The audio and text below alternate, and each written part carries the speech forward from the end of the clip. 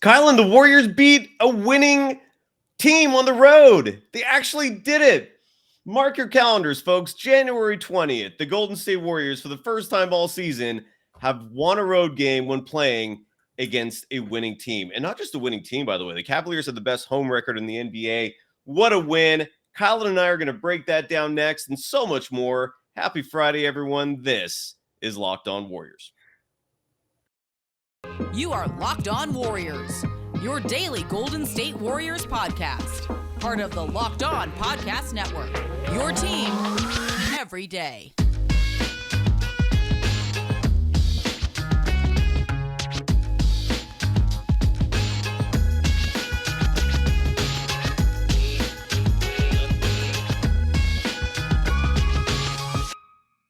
Thank you for making Locked On Warriors your first listen every day. We're free and available wherever you get podcasts. Today's episode is brought to you by LinkedIn. LinkedIn Jobs helps you find the qualified candidates you want to talk to faster. Post your job for free at linkedin.com/lockedonnba. You can follow Kylen Mills on all social media platforms at Kylen Mills, her name. It's that easy. You can follow me, Cyrus Saatsaz, on Twitter at DogSurfRoadshow. Oh, the pup is in the background. I love it, Kylen. Great to see you in the middle of your chaotic schedule. You're calling who knows how many games as a play-by-play announcer, and you're killing it, by the way. But your first reaction to the Warriors finishing this 5-game road trip with a winning record and, as mentioned before, beating the best home team in the NBA. Impressive, in my opinion. Your immediate reaction, Kylen. Of course, it took 0.2 seconds into this episode, Cyrus, for my dog to photobomb us. I just love that. Yeah. Like, I hope everyone watching the show has just accepted it at this point. I am sorry. They will not leave me alone. But my reaction to this game is just, I mean, what an invigorating win for the Warriors to come into this game against a winning team, a playoff team on the road, so shorthanded without all of their stars, without the big three. This win is huge, and I think it should give this group a major boost of confidence. And, you and I, Cyrus, have questioned the depth of this team and some of the folks that are in that second unit. And, tonight they came through. They came through big. I think Jerome was fantastic. I know that's like a hot button topic on this show. People are going to love to go off on about Jerome here. But I thought Jerome was great. I thought he was great tonight. I thought Anthony Lamb made significant contributions. And I think that it can't be overlooked how crucial it was for the Warriors to get Jonathan Kuminga back. I know he had just 10 points, with which 10 might not look like a huge number, but I think he was making positive impacts on both sides of the ball and making smart decisions. So I just feel like getting him back was definitely huge for this team. Getting JaMychal Green back was big. He at least had 13 points. He knocked down a couple threes, which is what I've said all season is what they need from him. Like, Green has to knock down threes in order to really be, a positive on this team. And when he does that, he does help space the floor. And so he did that tonight. And I feel like the Warriors should be absolutely, just invigorated and encouraged by this win. I wholeheartedly agree. I really think, I don't think this is hyperbolic saying this, that this might have been like the best win of the season for the Golden State Warriors. I mean, again, look, Donovan Mitchell is out. He's the best player in the Cavaliers, but the Warriors were missing their 4 best players of their own. Yeah. And I mean, first of all, JaMychal Green, speaking of polarizing figures, I know Ty Jerome on this show is a bit divisive at times, but JaMychal Green, in generally speaking, has generated a lot of negativity. I mean, and like you said, he hasn't been hitting his threes most of the season. But while he's been out, while Kuminga's been out, while Wiseman's been out, it's been glaring that they haven't had size, right? Mm-hmm. So even though he was 3 for 5 from beyond the arc, which was awesome, I thought just his presence on the interior was huge. He actually gives them size. He's a legit 6'8". I mentioned in the preseason that he can easily play the 5 if need be. And given how small this team is, he was huge. I mean, but I want to ask you this, because on last night's show, I was solo, and I finally had enough with these officials. It was something that I don't think was brought up enough during the game against the Celtics, a game the Warriors should have won. Then the 2-minute report comes out today, which shows that I think 5 of the 6 pivotal calls in overtime at the end went against the Warriors. Anyone with 2 sets of eyeballs who can see even remotely well noticed that it was egregious, and it's been egregious this whole season. The Warriors are first in terms of opponents' free throw attempts. they're last in their own free throw attempts. There is clearly something going on here. I don't think it's no longer like it's no longer like conjecture. I don't think it's no longer just something like a conspiracy. There was something blatantly going on here where I feel like the refs hate the Warriors. And I bring this up now because at the very end of the game, and I'm sure maybe you saw this, Jordan Poole was called for that offensive foul when I think Karis LeVert was guarding him, and he was trying to intentionally foul Poole twice. For some reason, Poole is called for the offensive foul. They review it. The call stands. That was just utter insanity. Like, in your opinion, you're much more objective than I am. I'll happily admit that because I do love this team. What the hell is going on with the officials? And I mean, do you follow me at all? Like, is it time to raise serious awareness about this? Because it's outrageous what's going on. Your thoughts? Yeah, I mean, the NBA's report from yesterday's game tells the whole story because that's supposed to be the objective analysis as to whether those were the right calls or not. And they weren't the right calls. They didn't look like it at the time based on the eye test. And then you've got professionals taking a closer look. And that coming out today, I think, sends a clear message. And in regards to today's call, I don't understand how that's an offensive foul. As you mentioned, LeVert was like intentionally trying to foul Jordan Poole. Poole was dribbling and he was like getting hit from behind. I just don't understand how you call that against Poole. I mean, I absolutely think that was the wrong call. I don't understand how you get that result in an offensive foul, just based on the way that play shook out. Do the refs have an agenda against the Warriors? Some folks, kind of conjecturing that in the comments. I don't know that I'm going to go that far in the conspiracy, but I do think that the Warriors get called tougher than other teams. And we see it time in and time out, specifically with Steph Curry. Like, it's abundantly obvious, like, and it's been for years, but like in general, I just feel like the Warriors don't get calls. They don't go their way. I don't know that it's a conspiracy or just because they're defending world champs. I don't know what it is, but I mean, last night and then that foul call against Poole today, I thought was egregious. Yeah, I love the comment from Andre, by the way. The refs, Andre writes, these refs need a leg infection too. Maybe they will improve. You're referring to JaMychal Green and that mysterious leg infection. By the way, I feel like the beat, the reporting pool covering the Warriors this season, you got to step it up a little bit. Like, why do we still not know any details about this leg infection? Like, what the hell happened? There was a wrap on his leg. We still don't know what's going on with James Wiseman. He's been out for like 3+ weeks, I think now, over what was initially diagnosed as just a common ankle sprain. Unless you've heard something, it would be nice if the reporters did some reporting. I'm not going to name names because I always get in trouble when I do that. But generally speaking, like, come on, like, get some answers for us. That's your job. But yeah, JaMychal Green, kudos to you for coming back.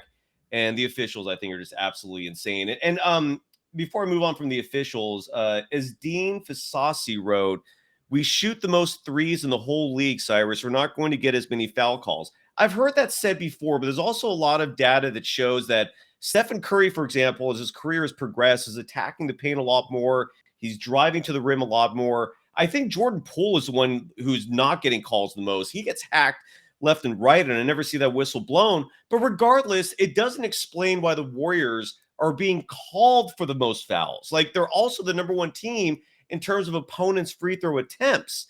It doesn't explain that, so it just call a fair game or just stay out of it. Officials drive me crazy. When we come back, it was Anthony Lamb's birthday. Ty Jerome had a huge game. I want to give those two-way players love because they deserve it. But then there's also the issue of how many games they have left with the team. That deadline is creeping up. And the question of what's going to happen next is curious. And Kylen, I'd love to talk about that with you because I think that's a hot button topic that certainly will drive out a lot of opinions from people after I give some love first to one of the official sponsors of Locked On Warriors, and that's LinkedIn. So if you're a small business owner, if you're a hiring manager, even if you're looking for work, I can't explain enough. As a professor, I tell my students all the time, LinkedIn is the place you need to be if you're trying to find work because of just how many headhunters are out there. And if you're an owner, if you're trying to find talent, the success in 2023 depends on the team members you surround yourself with. And that's where LinkedIn Jobs comes into play. And again, LinkedIn has 875 million member profiles. So it's the place to tap in terms of resources, in terms of talent, in terms of the qualified candidates you want for your business. And LinkedIn Jobs, again, helps you find the qualified candidates you want to talk to faster. Post your job for free at linkedin.com/lockedonnba. That's linkedin.com/lockedonnba to post your job for free. Terms and conditions apply.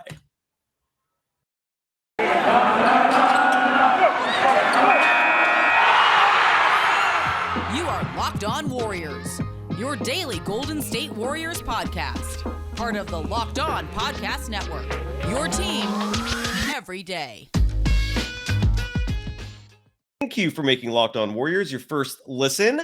After us, go check out Game to Game NBA. Every moment, every top performance, every result, Locked On Game to Game covers every game from across the NBA with local analysis that only Locked On can deliver. Follow Game to Game on Locked On NBA, available on the Odyssey app, YouTube, and wherever you get your podcasts. You can follow Kylen Mills on Twitter, Instagram, TikTok, and probably a lot more at her name, Kylen Mills. Let's talk about Anthony Lamb and Ty Jerome, the two-way players who get more minutes than any two-way players I've ever seen in the history of the NBA. Tonight, they earned it. They had fantastic performances.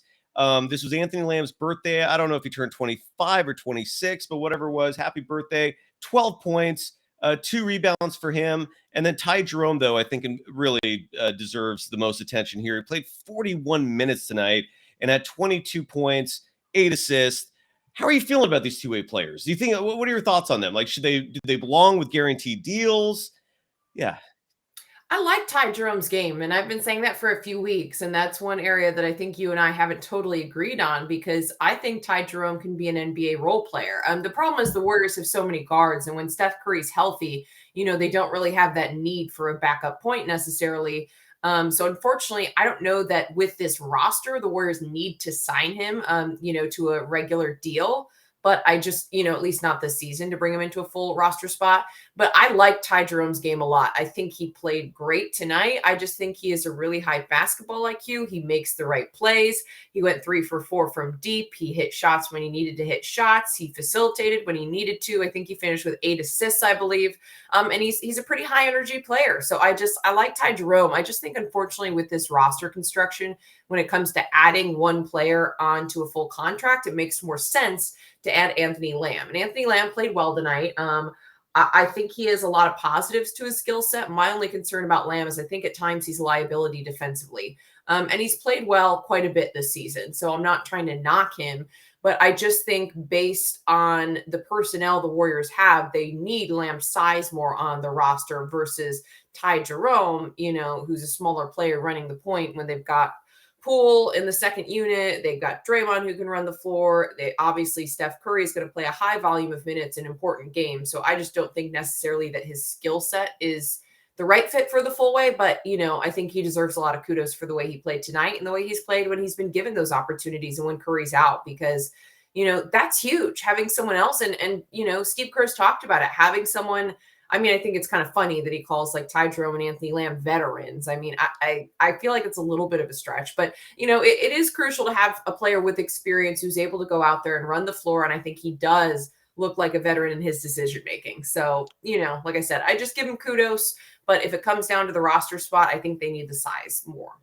Yeah, and that's look. This is courtesy of the Twitter account GSW Delivery, who tweeted in terms of the number of games the two players have played. If you're watching this on YouTube, you can see the screen that I'm sharing. If you're listening, actually, I don't know if you can see it. Let me try to blow it up a little more. But if you're listening to the podcast, I'll obviously verbalize this. Right now, after tonight's game, Anthony Lamb and Ty Jerome, they're both two-way players, so they're limited in that position, and that they can only play 50 regular season games. And if they stay in that two-way status, they're not going to be eligible for the postseason. So right now, Anthony Lamb's played 37 and 50 possible games. Ty Jerome has played 27 and 50 possible games. So Ty Jerome could theoretically pretty much finish the season out with the team, but if he's not signed to a deal, you don't see him in the postseason. And I don't know if that helps or hurts the team, given, especially if he starts integrating himself as a regular, consistent member, and then all of a sudden, poof, he's gone in the postseason. I don't understand the logic of that.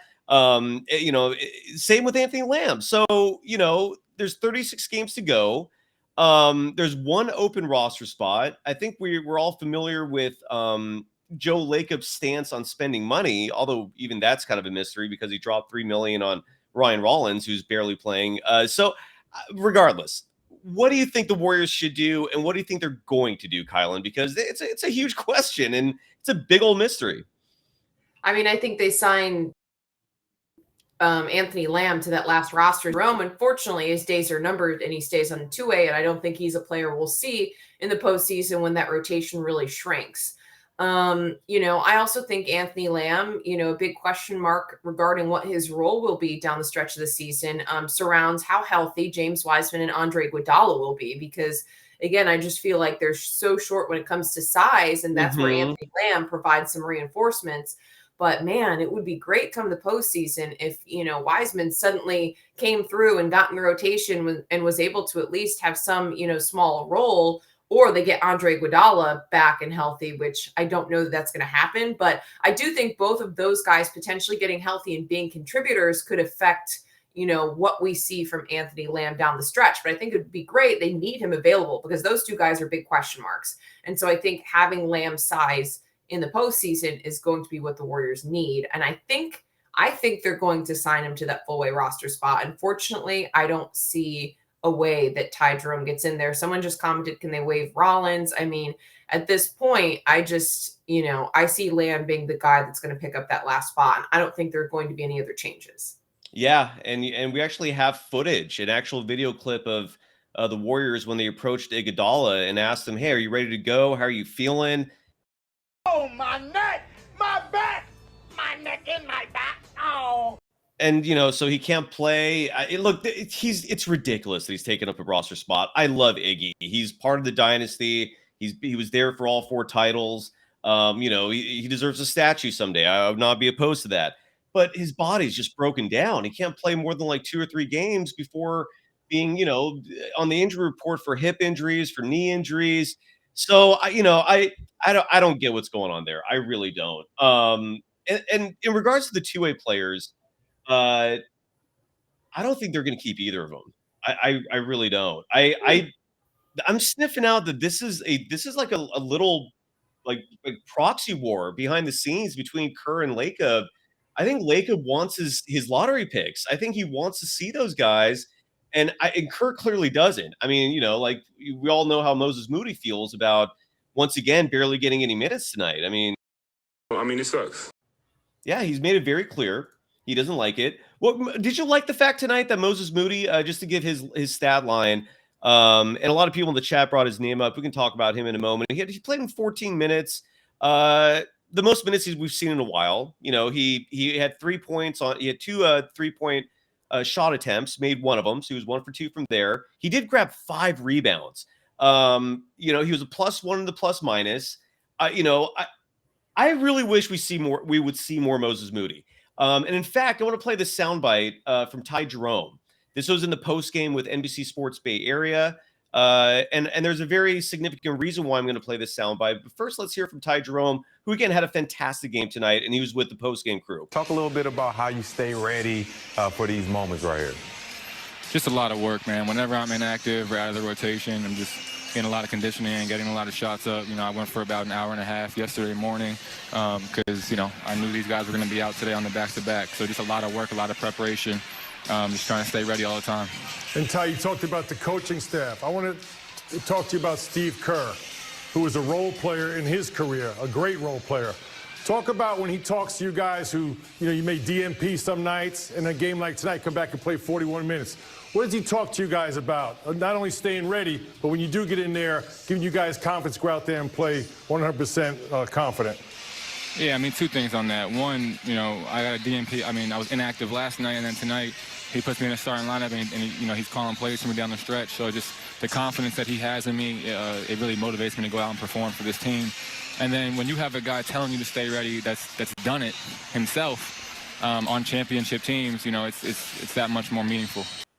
And what stuck out to me from that clip is him talking about how Kerr has expressed all this confidence in him, put all this confidence in him, constantly communicates with him, telling him to stay ready. And when we come back, Kylen, I'd love to get your reaction to that, because I don't know if Kerr's giving that same love to Moody. I don't know if Kerr's giving that same love to Wiseman. And does make me wonder that if he actually was doing that, would Moody and Wiseman be producing out there? I think they would, but I'd love to get your thoughts on that. And obviously people in the chat can contribute as well. First, got to give some love to Built Bar, folks. And by the way, I'm not hating on Ty Jerome or Anthony Lamb.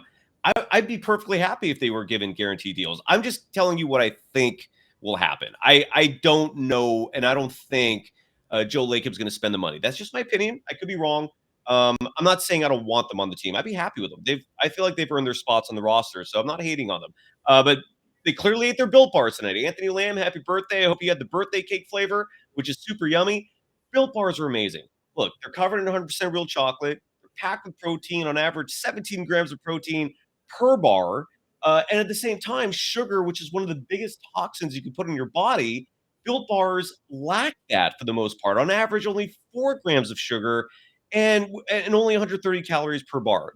People have told me they love Built Bars for that late night snack when they're starving, they want to sleep, but they don't want to, add too many calories and gain fat, which it's a lot easier to do when you're eating late night.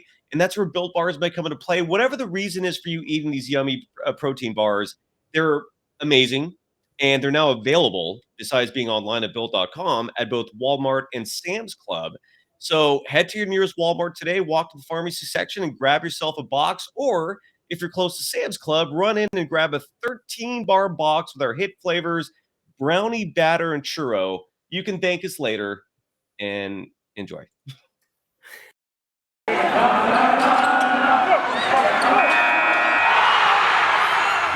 are Locked On Warriors, your daily Golden State Warriors podcast. Part of the Locked On Podcast Network, your team every day. Thank you for making Locked On Warriors your first listen every day. We're free and available wherever you get podcasts. Or just reading some of the chat there.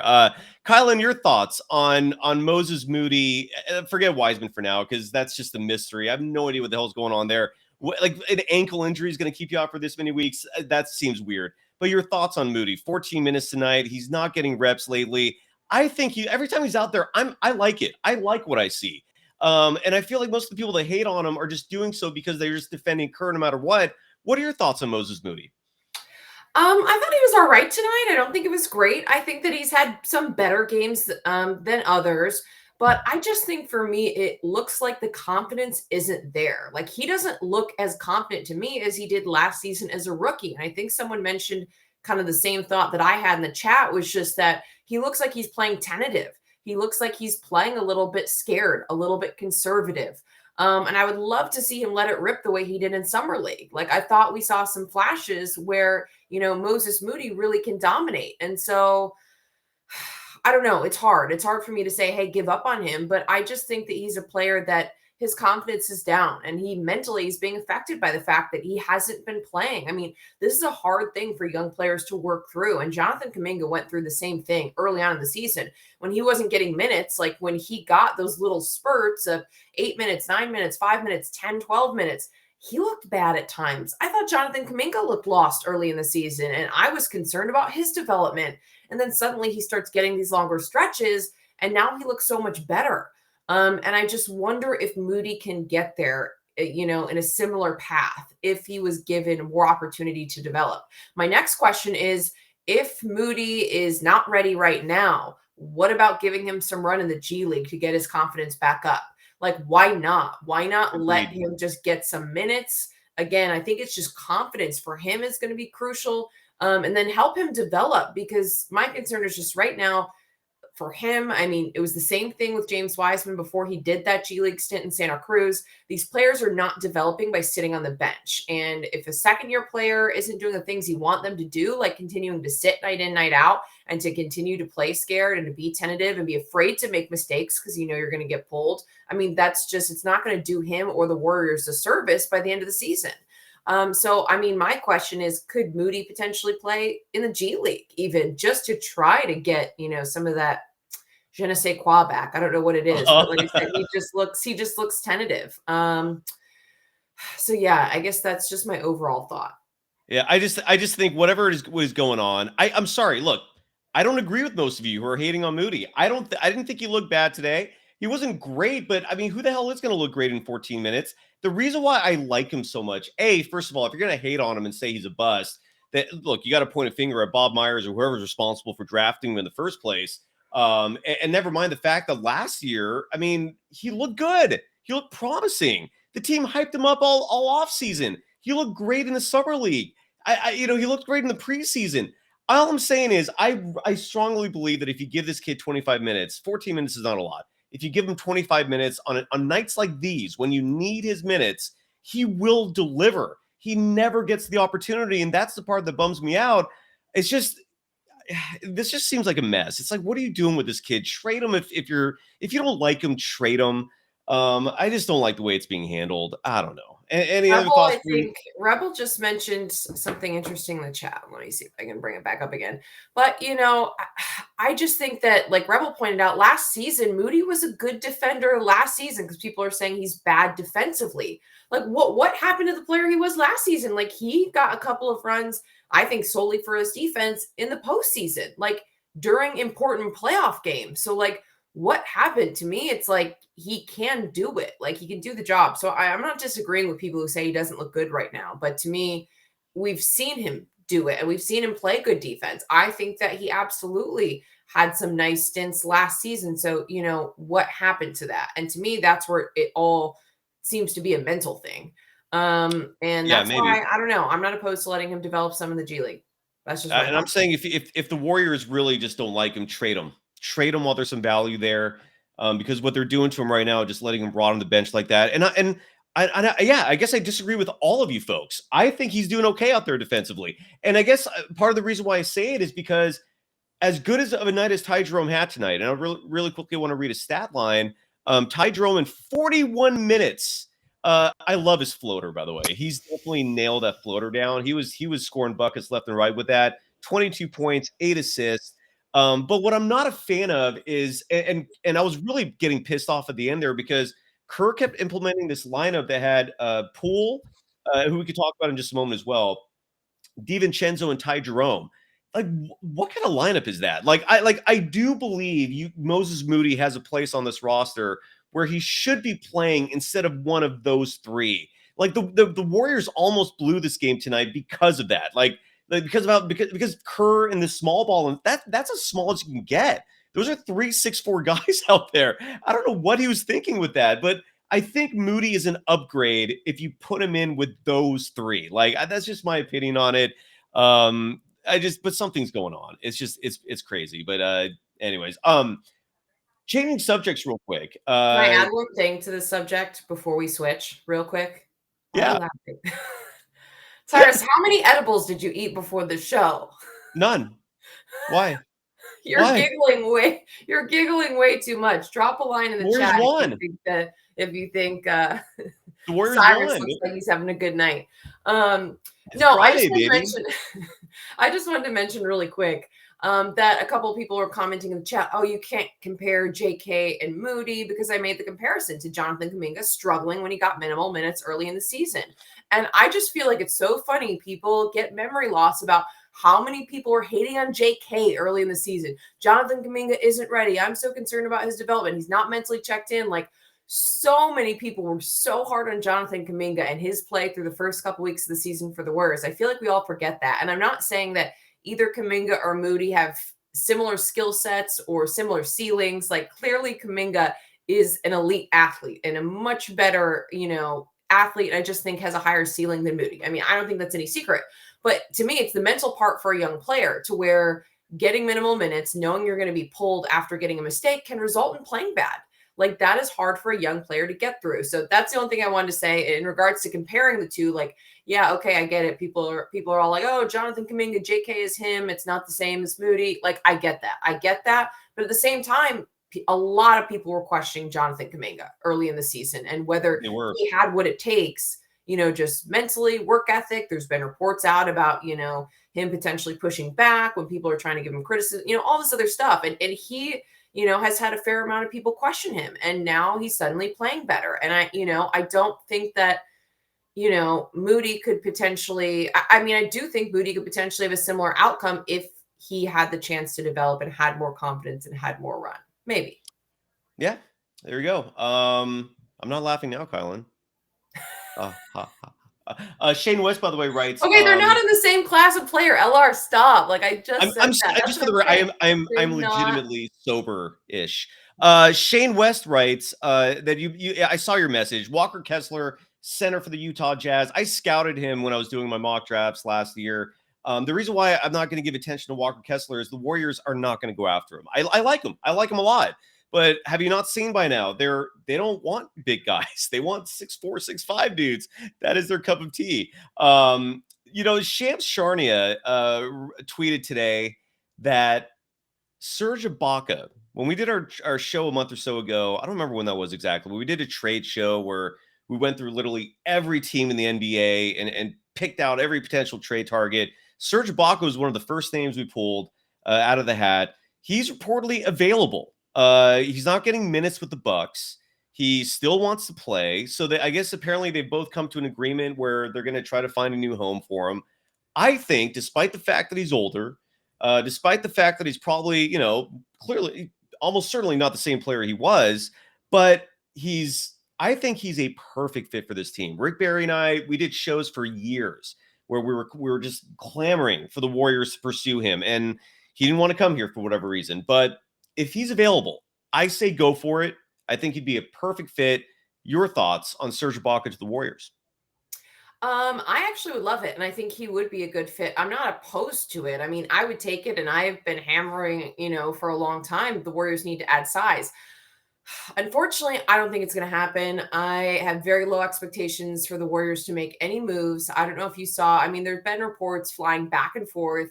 On the episode I did last week when you were outside, I was talking about the latest report from Monty Poole, who's NBC Sports Bay Area's insider on the Warriors, that they were active in the trade market and they were, maybe not necessarily shopping their young guys, but at least interested and open to taking calls and potentially just seeing what's out there. And then this week, Anthony Slater with The Athletic came out with a new report that the Warriors are not expected to make any major moves or trades. If anything, it would be, some type of ancillary or fringe piece. So I don't know, that disappointed me a little bit. And for that reason, I'm kind of, calming my expectations. But for those of you who didn't read that, Anthony Slater put out a long report. According to that, they would potentially be looking to make a move of some type of fringe piece, similar to, what they did a couple seasons ago with Marquise Chris or some of those lower roster players, not like, for example, when they had the chance potentially to trade Kelly Oubre Jr. And there was a lot of discussion about whether he would be moved before the trade deadline. They opted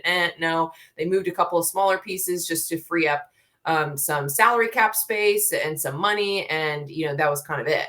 So that was the report that Anthony Slater put out there earlier this week. And I don't know what's true and what's not true, but if I don't think a great fit is there, I don't think the Warriors are going to make any major move, unfortunately. Oh, you're muted. Thank you for the heads up on that. See, if you weren't here today, I'd be talking for like 3 minutes before anyone would have said. Okay, so thank you for that. Look, I saw that Anthony Slater report. I'm not going to take that like it's fact. It is speculative.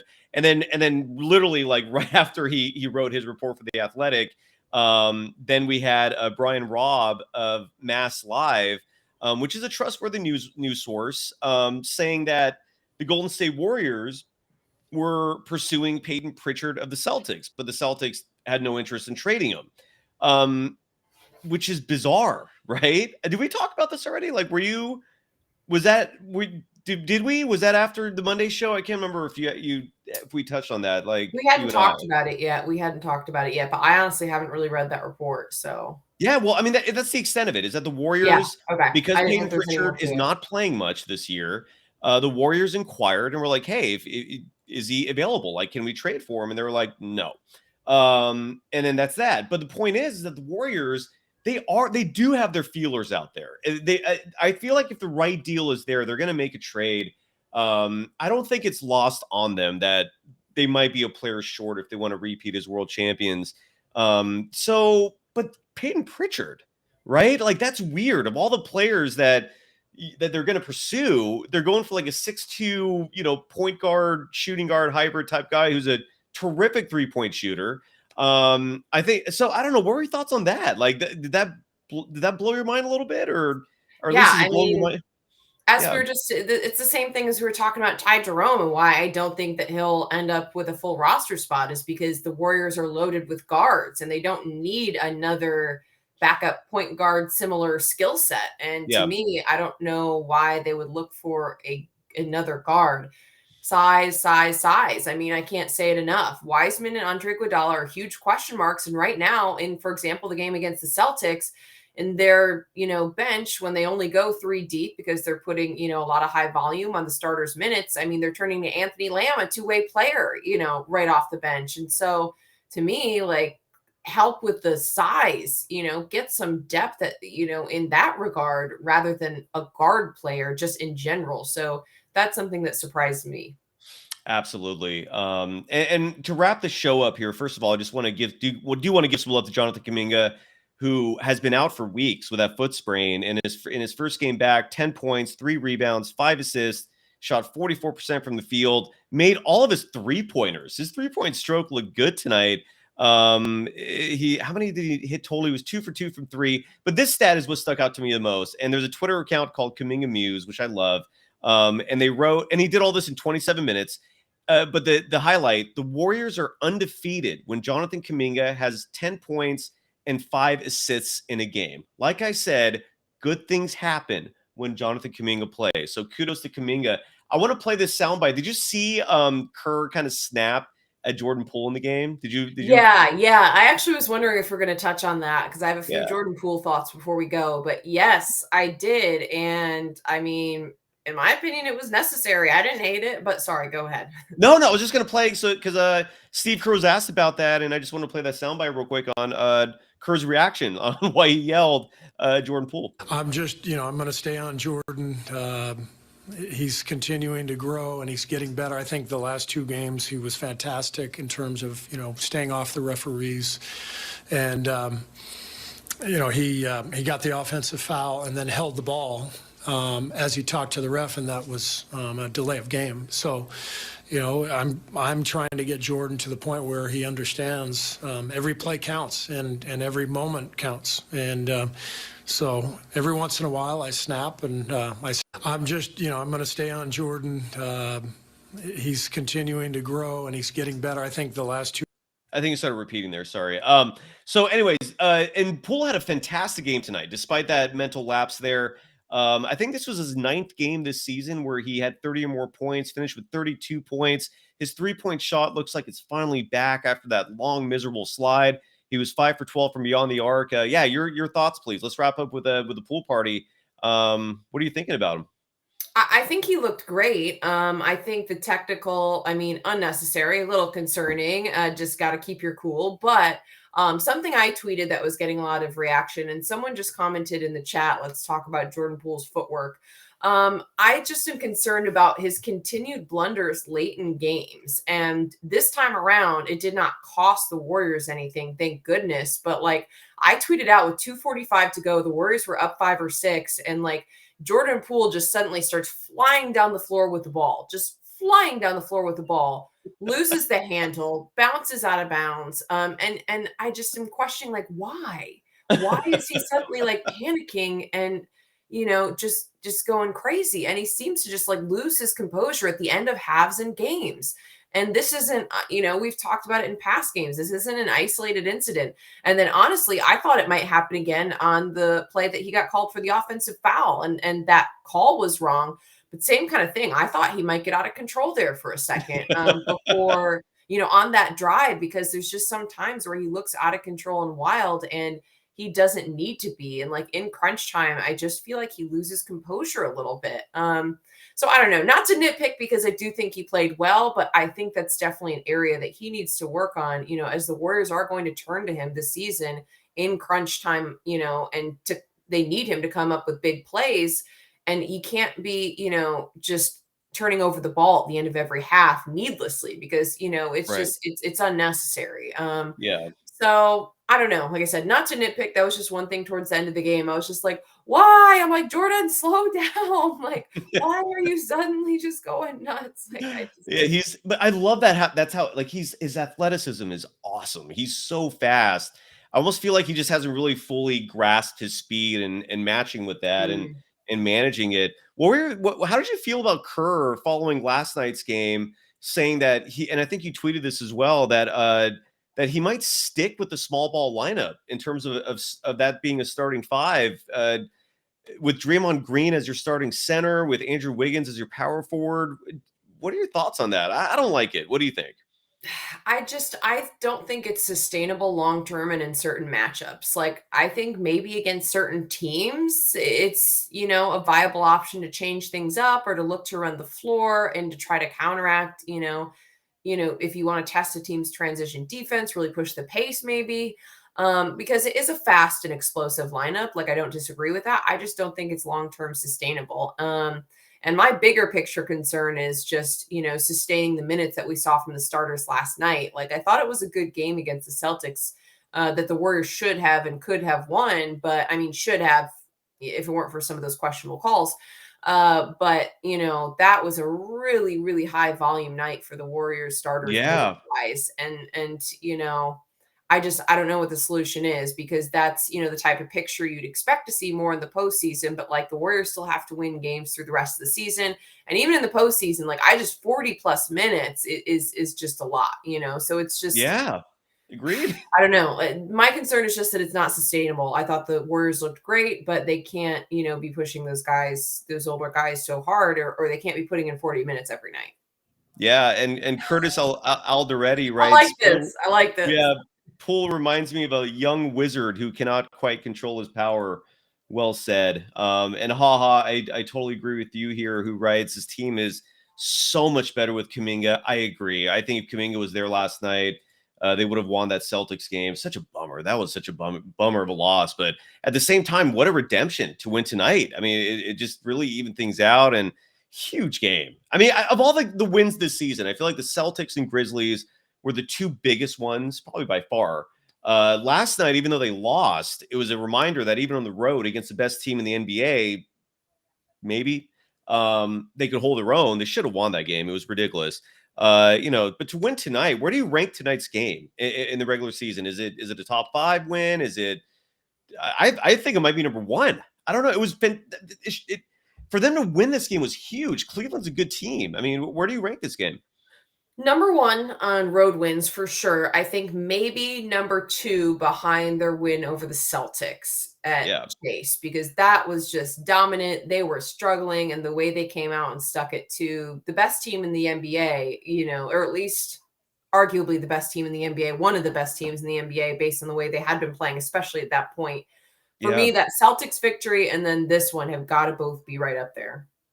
Absolutely. And they won the road trip. By the way, for people to say this, I don't know. I've been seeing this in the chat lately. I didn't mean to play that. They almost went 4-1 on the road. That is true. For some reason, I've always been like this. When I smile, my eyes just poof. You can't see my eyes. And for some reason, people think I'm like super stoned. If I smile, they just do that. I don't know. Cyrus, we're in California. It's okay. It's legal. It's acceptable. But people have always said that in pictures. They're like, we can't see your eyes. And it's like, it's just, when I just have a hint of a smile, my eyes just kind of like close up. I don't know what to tell you. Anyways, do we cover everything? Are we good? Yeah, I think we're good. Someone said in the chat that apparently a Cleveland reporter kept saying the Warriors 3 balls aren't sustainable. And look, they're not going to hit threes the way they did tonight every single night. But the Warriors can win in other ways. And that's, something that we saw all of last season. So those Cleveland sportscasters don't know what they're talking about. Also, we've got some of the best 3-point shooters in the league. So hell yeah. Look, the Warriors, I mean, are in your opinion, Kylen, how are the Warriors looking to you? Because I'm not there. I'm close. I'm not quite there in terms of predicting they're going to win the whole thing. I'm close. I don't see who else beats them. But at the same time, it's like, obviously there's massive concerns. First winning road trip of the season. First win on the road against a winning team. Where are the Warriors to you right now? Are they there? Do you see them winning a title? Are you still really concerned? what are your thoughts in terms of where the Warriors are right now? Let's wrap up with that. I think it's wide open in the West. Like, I think the Warriors could quickly rocket to the top. My concern about just defending the title, are they deep enough, the size, and some of the other concerns we've talked about to beat some of the teams in the East. I'm sorry. The comments about you, Cyrus, are killing me. It's outrageous. Yeah, they beat some of the. I think I'm more concerned about some of the teams in the East, and if the Warriors, some of the issues that we've talked about throughout the season, if they're deep enough, big enough, all these other things to take down some of those teams. I think the Warriors could win the West, though. I think it's very doable, and I'm just going to sign off on that because I'm going to. I love it. I love it. The people in the chat tonight, you're on fire. And this is what you're missing if you do the podcast instead, because every live show we just have this chat open, everyone's engaging. So thank you to everyone. Please share your suppliers. Someone wants to know. Dude, oh no, you know what's funny? This shirt. Is that what's going on? I forgot about this shirt. So I kid you not, down the street from where I've been living with my mom for 6 months just because my stepdad passed away. I haven't lived with my mom since I was like 15 years old. I mean, but I've been here for 6 months. I'm moving out very soon. But down the street from here is like a Costco-sized dispensary. This thing is huge. I'm not exaggerating. It's massive. And last time I was there, they gave me this T-shirt. So it just occurred to me. They gave you a T-shirt. That's how they gave me a T-shirt. Yeah. Well, there you guys go. There's people commenting in the chat. There you go. There's the supplier name. DMs are open at DogSurfRoadshow on Twitter, folks.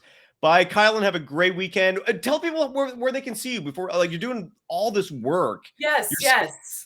What are you calling? So this weekend, tomorrow, join me. If you get Pac-12 Network, I will be hosting pregame, halftime, postgame shows starting at 4:30 Pacific time for men's basketball.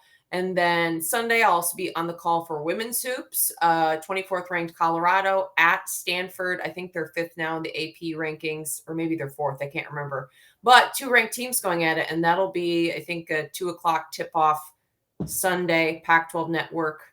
And then tomorrow, I'll be on the desk in the studio. So there you go. All right, folks. Thanks for tuning in. Go Warriors.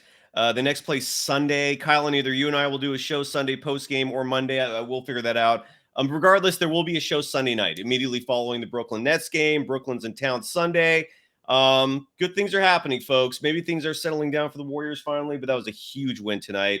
Kylen, always a pleasure. And thanks, everyone. Peace out. Bye-bye.